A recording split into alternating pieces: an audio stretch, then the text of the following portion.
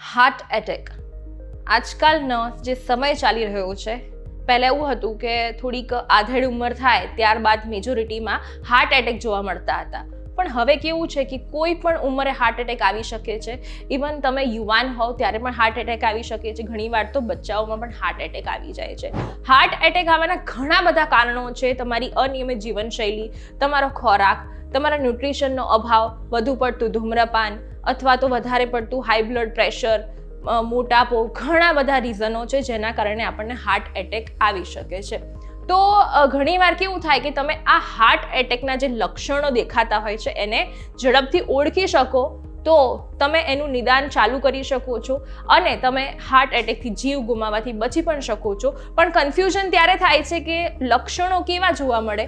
તો આજે એવા જ લક્ષણો હું તમારી સાથે શેર કરીશ.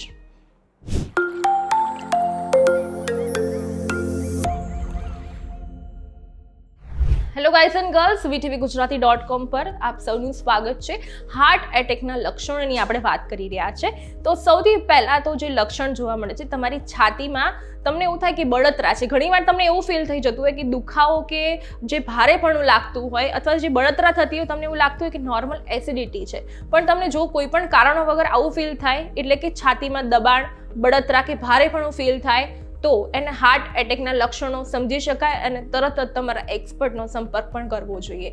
બીજું છે કે તમારે કોઈ પણ કારણ વગર તમને પરસેવો થાય, પણ અચાનક જ એવો પરસેવો થાય, ચીકણો પરસેવો થાય અથવા તો ઠંડો પરસેવો થાય અને વધારે ક્વોન્ટિટીમાં થઈ જાય તો આ પણ એક હાર્ટ એટેકના લક્ષણો હોઈ શકે છે. ઘણીવાર શ્વાસ લેવામાં પણ તકલીફ થતી હોય છે. એટલે એવું થાય કે તમને સફોકેશન જેવું ફીલ થતું હોય અથવા તો શ્વાસ લેવામાં તકલીફ પડતી હોય. અચાનક જ જો તમને આવી તકલીફ પેદા શરૂ થઈ જાય તો તમારે એનું લક્ષણ સમજવું જોઈએ અને તરત જ એક્સપર્ટનો સંપર્ક સાધવો જોઈએ.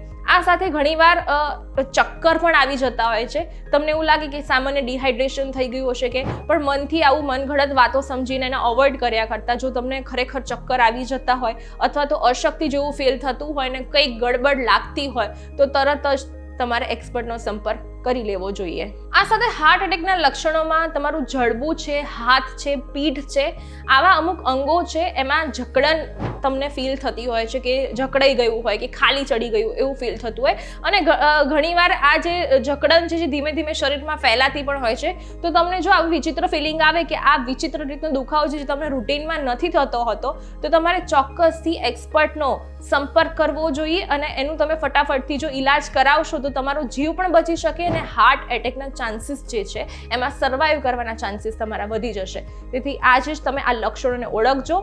કોઈને તમારી આજુબાજુ પણ આવું થતું હોય તો એમને શેર કરજો ને આ વિડીયો પણ એવા લોકોને ચોક્કસથી શેર કરજો જેનાથી આપણે ઘણા બધા લોકોનો જીવ પણ બચાવી શકીએ છીએ.